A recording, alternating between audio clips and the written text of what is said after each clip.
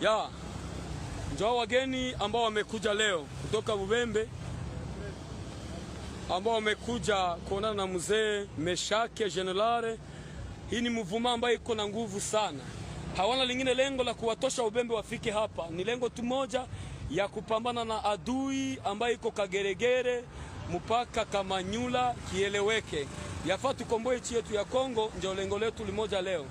Na kulikuwa maongezi leo ya FARDC pamoja na wazalendo wote wa mtu mmoja, na kwa saizi sisi sote na guvernema ni mtu mmoja ambaye ipo kwa sasa. Lengo letu tu ni moja ya kupambana na adui, tukomboe wenzetu ambao wanaishi Bukavu na wengine wanaishi Goma, ili wawe na uhuru wao tena katika nchi yetu ya Kongo. Asante. Asante. Wanaingia Uvira leo. À chaque fois tolobaka Congolais ya solo aza censé ya koluka koyeba pays elalaki ndenge nini, pays elamuki ndenge nini. Congolais ya solo aza censé koluka koyeba position ya mokonzi ya mboka Félix Antoine Tshisekedi Tshilombo. Congolais ya solo oza censé koluka koyeba la situation sécuritaire à l'est du pays. Lobi to solo la kinabino ba Kongomani na lobaki na bino bolanda ba Pierre Louara te, bolanda ba Bibi Kapinga te. Ce sont pas les gens qui maîtrisent la géopolitique. Bazolo kota mbongo epai ya Kabila, bazolo kota mbongo epai ya Kagame, bazolo kota mbongo epai ya Moïse, pour donner l'espoir na ba Congolais faibles oyo bazo revêti lelo sur le retour de Joseph Kabila, quelque chose qui ne sera en aucun jour réalisé. Bandeko ba Congolais, to betali solo, j'espère que vous êtes déjà informés. Na explosion o esalami na Kigali. Na émission awa bokoyeba explosion esalami pona nini. 2 kilomètres na résidence ya Paul Kagame. Banani baza ba commanditaire ya explosion o esalami na Kigali. Et pourquoi explosion en esalami? Aimez la vidéo, commentez, partagez les liens. Dans le Bible, aimez la vidéo, commentez, partagez le lien. Toyebisaki Kagame. Tobanda kolobe puis tozo continuer koloba. Toyebisaki Kagame loko eleki tike ezate. On multipliait à plusieurs fois ma réunion. On multipliait à plusieurs fois ma tentative. Il y a coup d'État contre le président Félix. Aucun des n'a été réalisé. Kagame, aurait côté kate pour la nini. Parce que Mouto Bozo Salanaye a faire. Nenge Tolobaka, un Dieu est mort. Adam Moutou n'importe qui te. Mais Kagame n'gaï koyokate. Kagame continue de s'entêter. Kagame continue de multiplier des efforts. Kagame a commis na niveau ya kobenga Joseph Kabila. Aya na Goma. Oye kokoti sa lisusu confusion a tozolo banabino. Ba IM23 baza divisé en deux parties. Vous allez remarquer bisika nyoso Kabila za ko se retrouver Sultani Makenga ozalate. Maeni mazali koleka. Bisika nyoso vous allez voir Kabila Sultani Makenga ne plus là. Qui est Sultani Makenga? Sultani Makenga nde azalaki numéro 1 ya ba IM23. Basimbisaki nanga tango aye na AFC. Bazalaki na mission banayi kosala. Lorsque nanga a échoué, la mission, on l'a écarté. Les deux leaders, il y a M23, il y a Sultani Makenga et Bertrand Bisimwa. Mais vous allez comprendre que Bisika Nyuso Kabila Zali Sultani Makenga Zate, au juste qu'est-ce qui se passe? Bobo Kaka, moi a su moi. Tout maintenant, le solo, il y a résidence, il y a explosion et salami na Kigali. Balali balamuke beaucoup. Explosion. Bandaku ya kozika kalisine. À 2 kilomètres, il y a résidence, il y a Kagame. C'est-à-dire, Kagame a été visité par quelque chose. Pas d'accord. Les Américains que vous voyez, Américains au Bozomona, les Américains sont dans le tika tika. Si les Américains te disent que tika tika, Pierrot Louara, tension ezandengeni. Bibi Kapinga, tension ezandengeni. Na visitation divine oyo, Kagame uti kozwa mukolo alelo. Na Kigali. Et salami en 2 kilomètres na résidence, donc palais présidentiel, ya Kagame. Ndenge biso tozalaka na Oya Awa.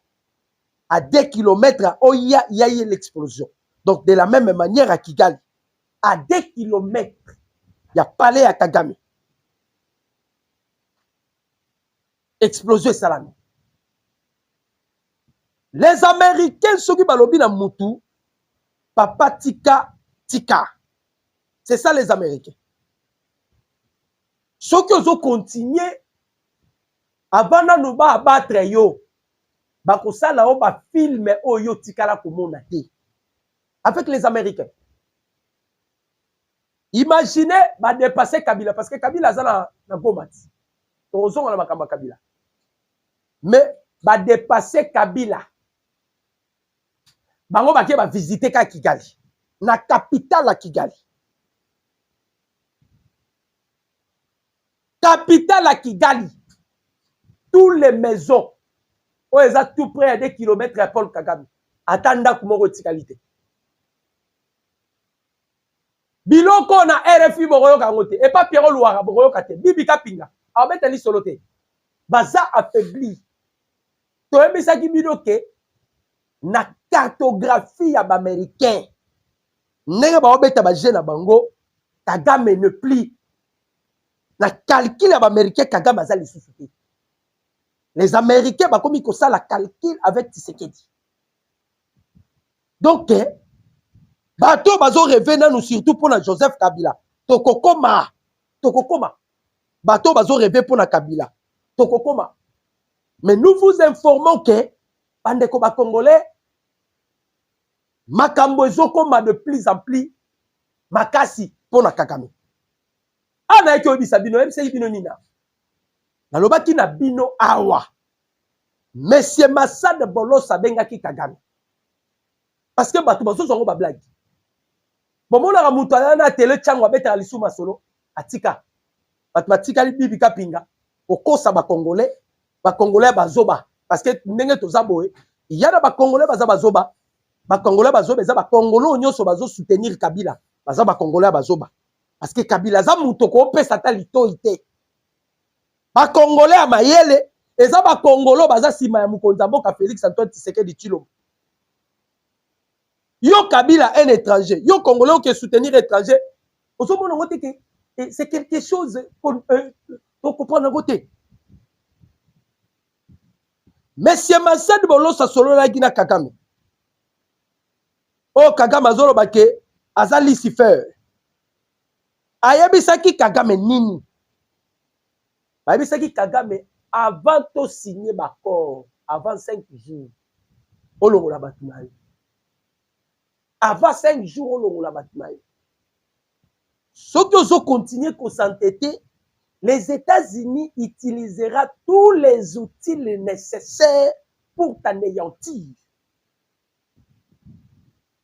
Et ça, secret d'État, maintenant révélé, et l'on sali explosion, et ça la Kigali. Je vais le répéter parce que les système où ils ont instauré na minute oyo tolobaki na bino les Américains ba na contrôle ya maboko liboso to ndeko parler pour la baris non Mokonza Mboka a déjoué même biso totikala eka na baris or que le chef de l'état abanaye kozela baye oyo bayaki na guerre basili sa guerre Kagame ba M23 to frappé bango na Rutshuru bazui batumbi bandako abatu bakimi walikali to beti bango bazui batumbi bandako ba mama bakimi bisika nyoso ba yemi veto bandozala batumba ka bandako nzambe alala kate ba américain ba instaurer système moko système ba américain ba instaurer mutu nyoso kozala na Congo awa soki olingo kota kaka a contact avec Kigali il y a ba intéressé les autres salema sous forme de champ magnétique. Il faut exploser ça la Rwanda. Soki mutu azaka kawa alinya kota contact kaka na Kigali, c'est-à-dire pour fournir les informations parce que bakena infiltrer na niveau à likolo ba memi bango na niveau à likolo pour na kosilisa infiltration et puis pour ne pas permettre que Paul Kagame a contact na bat bazala Kinshasa. Selon les informations que nous avons en notre possession, ezalaki na mutu moko tozana ye awa alingaki apesa rapport ya Mutamba ndenge ba réussir qu'on livre Mutamba na maboko ya justice congolaise akota contact na Kigali. Ce sont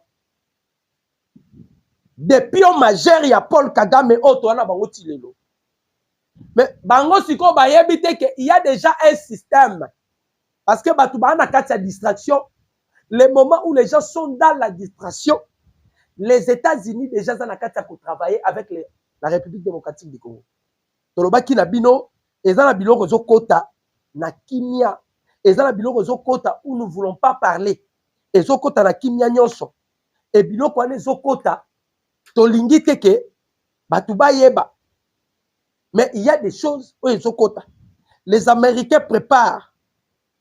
Et si ba yebisaki Kagame soki o santete na proposition na biso Kagame toko utiliser ba outil nyonso toko détruire toko utiliser ba outil nyonso sikoyo en tout cas fona tout na régie soki ba kolukana permettre na la sabino image explosion parce que eza moto YouTube, je perds de YouTube à partir de ma moto, il peut aussi au sala ba makambo moko boy bakangi pe nini. Mais bon mona kaka na musika, ozo mona moto moto. To laksi bino na musika po na YouTube. Wana nyonso bozo mona quartier mobimba. Na otanga document. Un incendie dévore des maisons à Gajiro, dans la ville de Kigali, au quartier industriel, proche de la résidence du président Paul Kagame. Les ateliers de menuiserie, mécanique, couture et usines sont touchés par le feu. L'auteur de la vidéo s'interroge sur la passivité des pompiers devant cette situation, à présence des propriétaires qui observent sans solution comment tous ceux qui sont construits pendant des années est consumé à quelques heures par le feu. Les entreprises sont calcinées. Eziki, peut-être oh ba pesika ba entreprise ba biloko bo eziki mais biloko ebele eziki.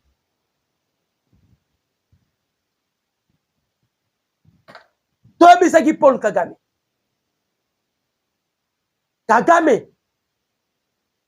30 ans, c'est fini.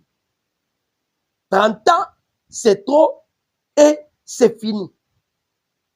Bah, Congolais, bah, on fali sous-souté. Mais si tu continues de s'entêter, Paul Kagame, au komona makambu, oh, non, tika la komona nate.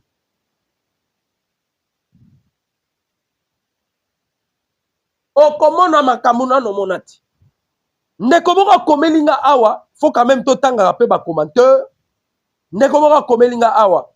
Alobi, votre président le savait bien qu'il aurait une balkanisation dans ce pays. Un grand regret vraiment. Nekokomo naye Mbafou Franklin. Nekolangaï. Qu'entendez-vous par la balkanisation? Bino bozomo na ke bakambu Kabila osala la Goma, wala ndeza balkanisation. Bandeko ba Congolais, si vous n'êtes pas informé, toyebisaka bino, si vous n'êtes pas informé, koloba biloko bilobe la te. Le président Tshisekedi au pouvoir au bozomo na wana. Bemba asala ngwa plusieurs fois aloba tokotika ata eteni ya mabele na biso ekota Rwanda te. Ndeko na ngai Mbafou Franklin, si vous n'êtes pas informé, cherchez en sorte que toi informé yo. Le plan ya balkanisation na kati ya Congo eza lisu na isika te.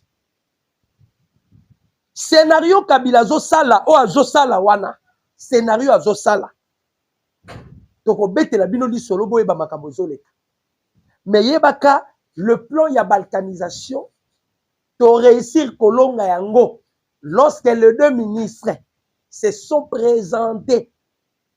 Ils se sont rencontrés dans Washington ba mois dernier awa.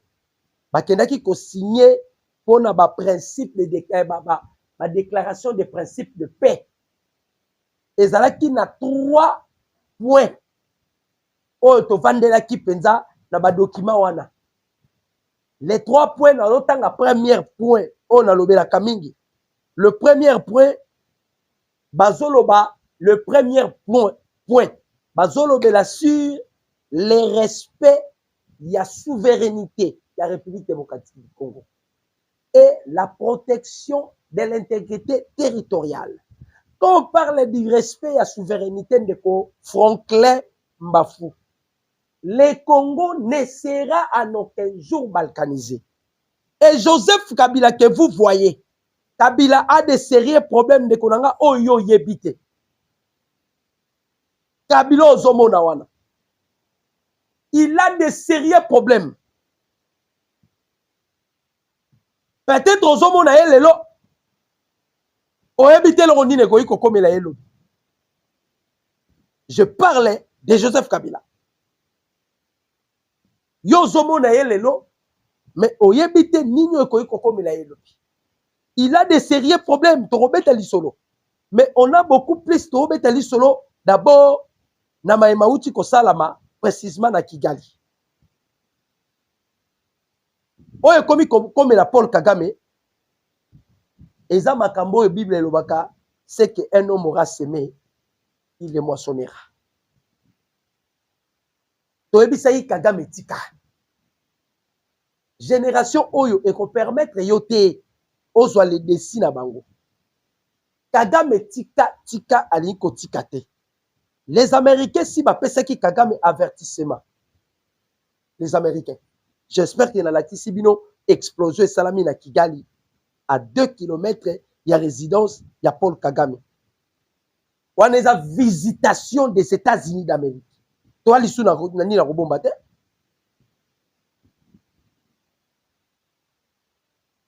Eza visitation des États-Unis d'Amérique. Congolais tika distraction. Kabila bozomona na Goma, il ne fera absolument rien. Ana biloko mibalo ezolanda ye. Soit babomiye, soit bakangiye. C'est déjà un prisonnier en vie, Kabila. Aza déjà un prisonnier à vie.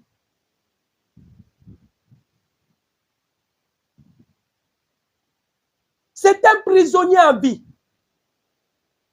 Tolobaki na bino, bato bazopesa bino ba information lukuta au Belgique, na États-Unis, basali boy. Ce que je vous dis est vrai. Je mets ma main au coupé. Kagame ne plie dans la carte américaine. Selon les calculs, il y a Donald Trump, Kagame azana katiti. Les États-Unis cherchent comment débarrasser Kagame. Oh, bon, moni e uti ko salama na Kigali, explosion et salami à 2 km. Yandaku ya Kagame. Ba Américain ba bandi ko lakisa déjà Paul Kagame film en avance. Ba bandi ko lakisa ye film en avance. Ndenge bo mo na Kabila.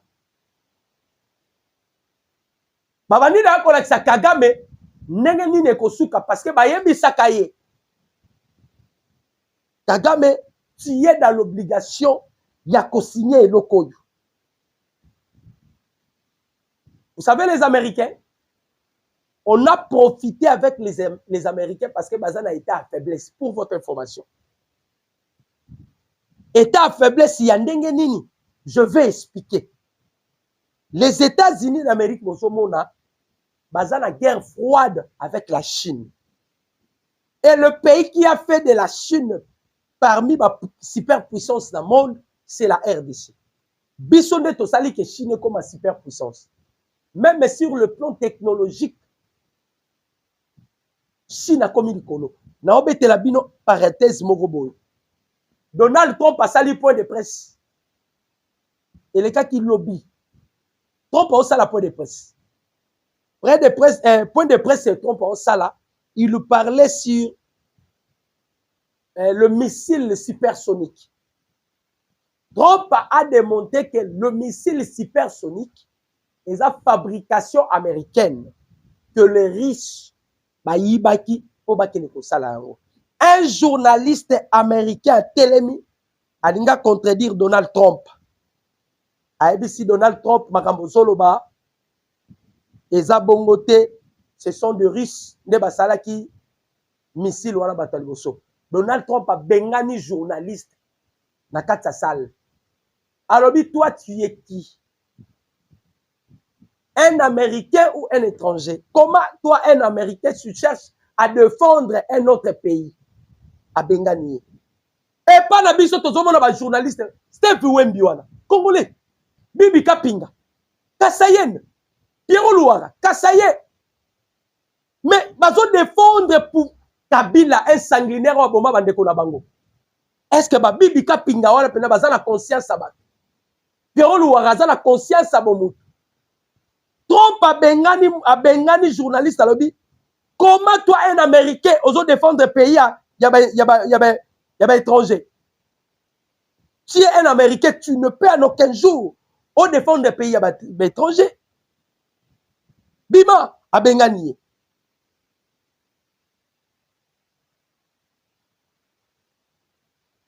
Ah, tozo ebisa ba Congolais.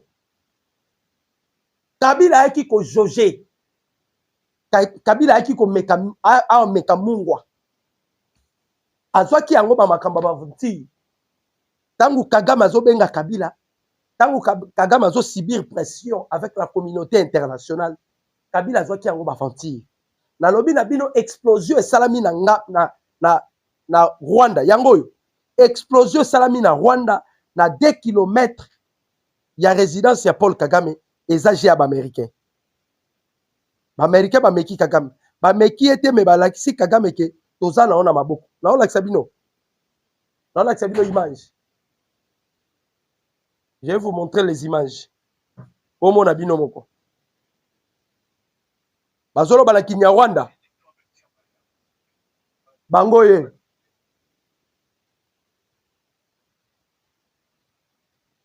Na benda musika pona ba nini YouTube alingaka ba image à moto te, ça va créer peut-être problème la chaîne. Celui qui aura besoin Natine de Laye, je vais vous envoyer.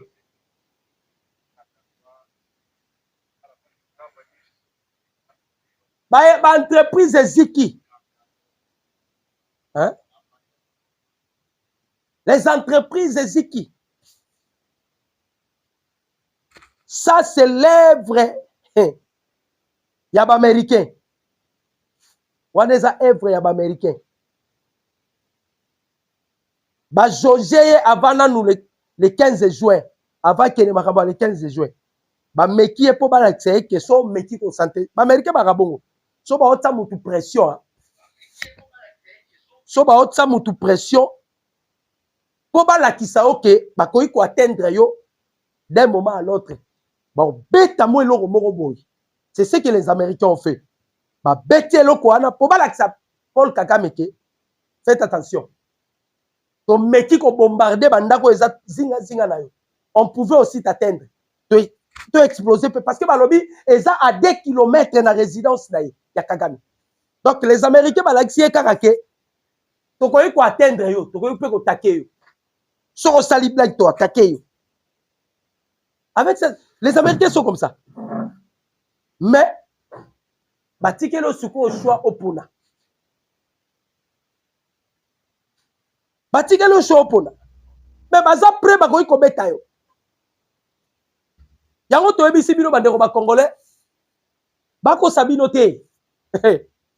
Bako sabino te, bako sabino te. Soki boye bagate. Pareil ya président Félix. Pareil.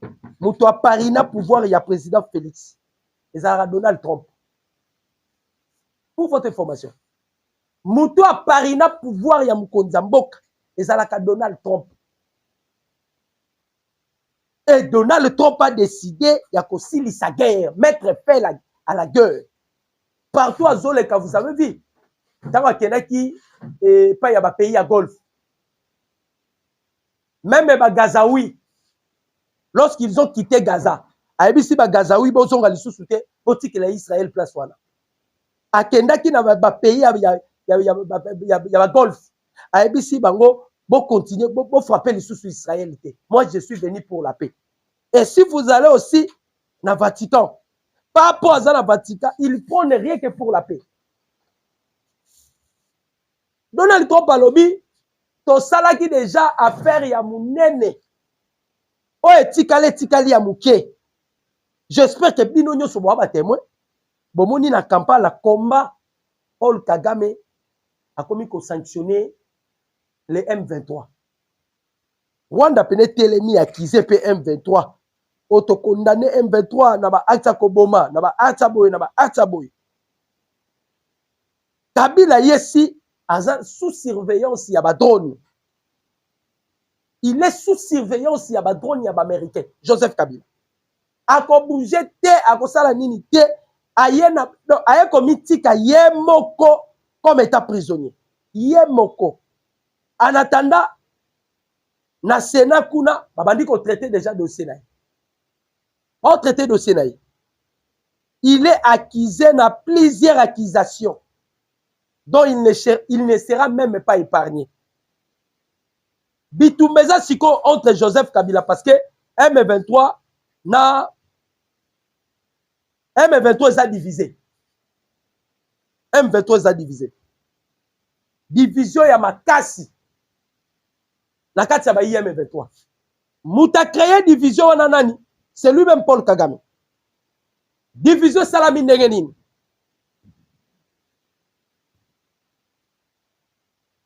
Paul Kagame a travaillé. Vous allez voir bisika nyonso Joseph Kabilaza Makenga sulutani azate. C'est-à-dire sulutani Makenga aza ko s'incliner te na ba bêtises au Kabila zo sala. To kumisa bango te po bango nyonso baza bato ko kangama. D'ailleurs le président Félix est fort à réussir pour réunir bango nyonso a memi bango mupandi moko. Banyari Gabu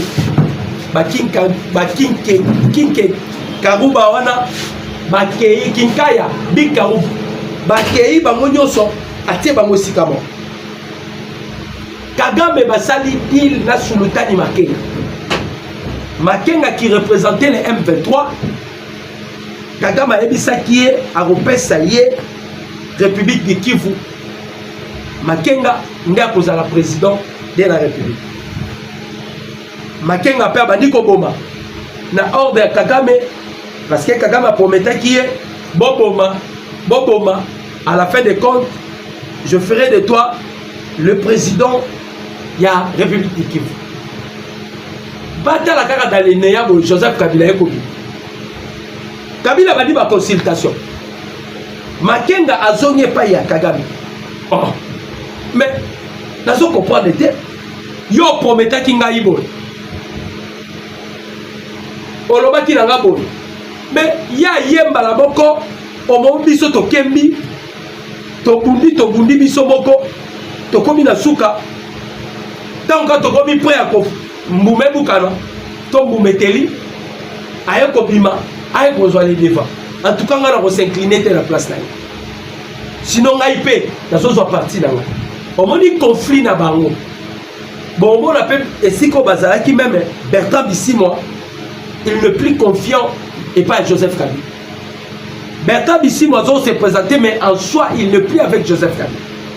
Pour la bango bazo monake Kabila c'est lui qui va maintenant les représenter partout. Si on peut parler du dialogue, c'est Kabila qui sera la tête. Si on peut parler des négociations, c'est Kabila qui va participer. Sur le thème, il Kanda, il a récupéré troupes naïe. Il a passé les troupes naïe. A récupéré ma troupe naïe. Babimino a troupe naïe bakei. Tomane kolobango. Batuana bakopanzana. Batuana bakopanzana. Toyebi pourquoi tomane koloba. Toyeba kike bisiko Kabila za kimi ezalaka te.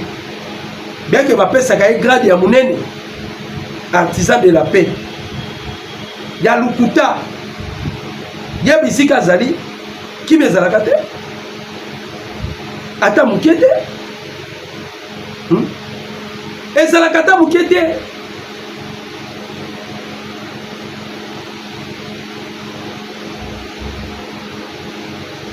Yaza mutu ya makambu.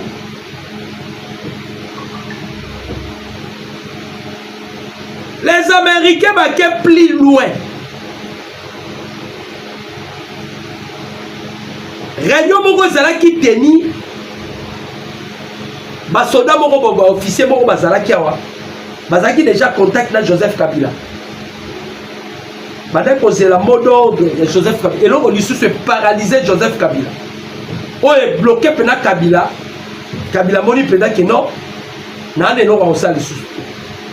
Il avait des officiers ici au Congo. Bazalaki en obédience à Joseph Kabila.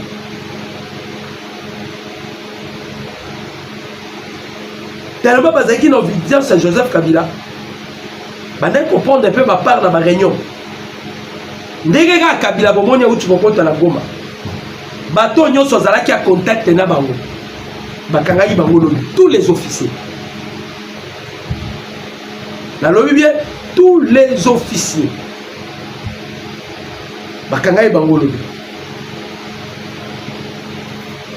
Et pénaliser Kabila à un niveau vous ne pouvez pas imaginer. Et bomi parce que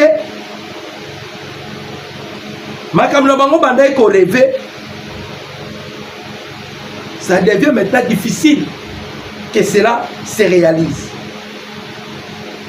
Surtout que les Américains continuent toujours à repousser pion. Baoke na Paul Kagame malembe. Baoke ne malembe. Bazoke ne nae malembe.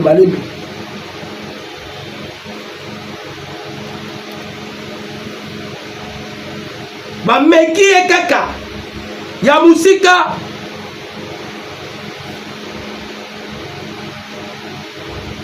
Bameki ya musika po balakisa eke papa oze lo côté.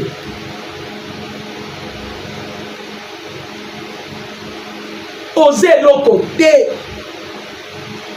Tu crois qu'on peut te neutraliser. Mais tu sali boye. Pour te la qui que si on continue à s'entêter. on peut t'écarter. Pour écarter, vous comprendre, allez-y comprendre. Et ça, pour écarter, il y a li pendant vous battez. Moi, il n'y a pas de temps atalika ba wazale na bi ba waza ngala sengi bino ka eloko moko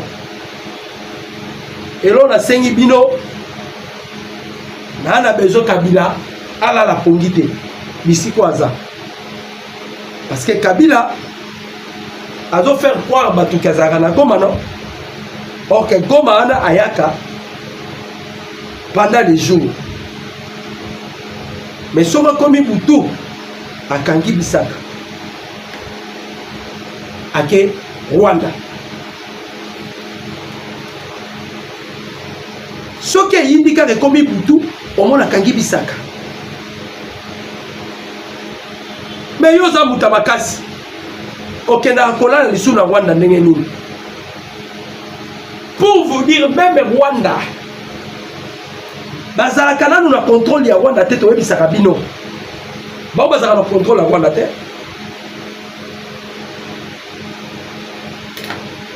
bazalaka na contrôle ya Rwanda te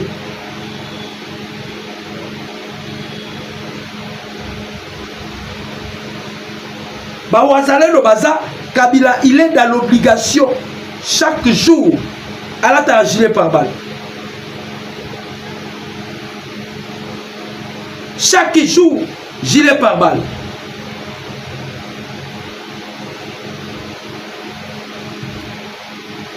Bango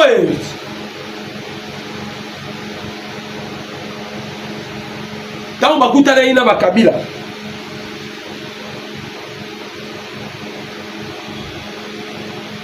Moni bango Sultani Makenga n'est pas avec eux. Muta Twitter lokoyo nyarikabo abale ko wanga nawa. Nanga Twitter lobi très bonne séance de travail cet après-midi à Goma entre la coordination de l'AFC bar M23 et le président honoraire Joseph Kabila. Bandeko rencontre inaugurale d'une série de travaux de réflexion sur la manière d'instaurer et de cimenter une paix durable, la cohésion nationale et le vivre ensemble définitif. Il parle de la cohésion nationale et de vivre ensemble définitif, mais babomi ba congolais. Nanga oya zolo bana batuke tozolo bapona makamba pe mais c'est lui azaki le premier non ya koyebisa batu Tshisekedi ozo c'est la tombe ma combien pondi ma dialogue vous souvenez de ça eza kutu audio oyo na CPI bana ngona maboko ya nanga bana ngona maboko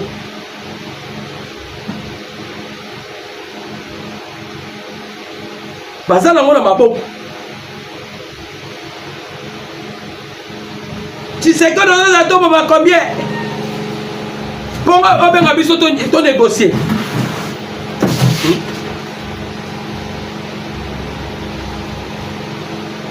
tension interne au sein du M23.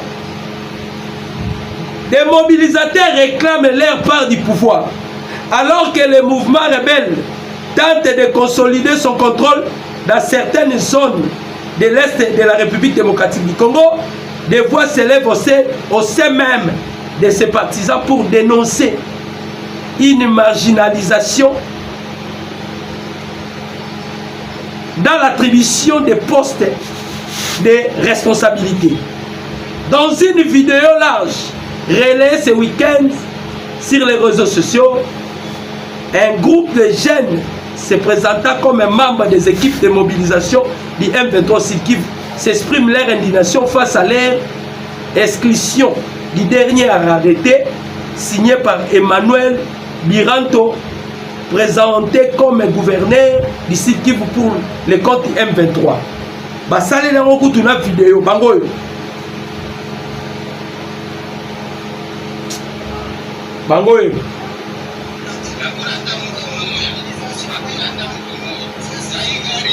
mais ba M23 oyo eza bato ya Sultani Makenga.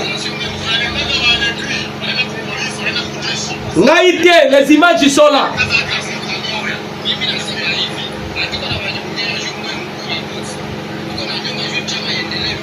Donc bango balingi Kabila te. Eza bato bakena Sultani Makenga. Donc ndenge tolo baboye. Kabila est en guerre avec Makenga. Kagame est en guerre avec Makenga. Parce que selon Makenga, Kagame nda sali jewana. Selon Makenga, Kagame nda sali jewana. Bango batie vie na bango en danger. Et comme Bamakambo comme Karake.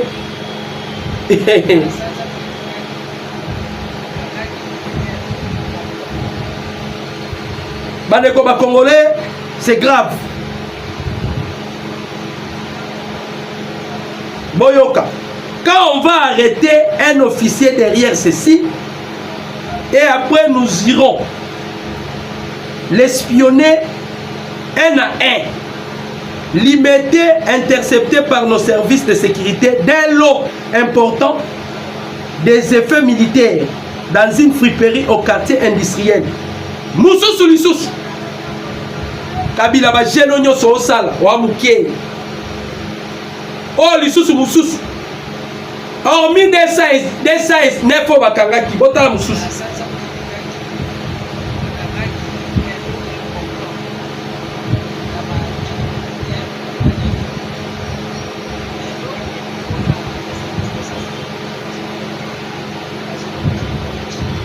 Talaba lo Moussousou Lissous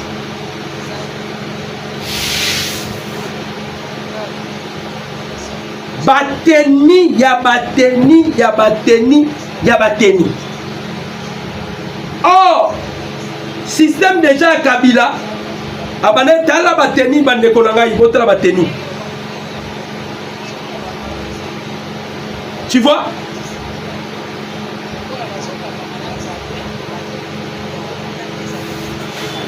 Voilà bateni hein.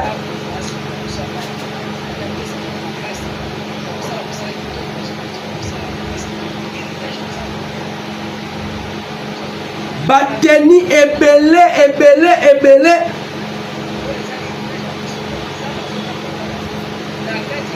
Na mutozo ça la reportage à lobby. Dieu aime ce pays. Bino mo botala ba ballon bande kona ozongisa. Bomo na ba ballon.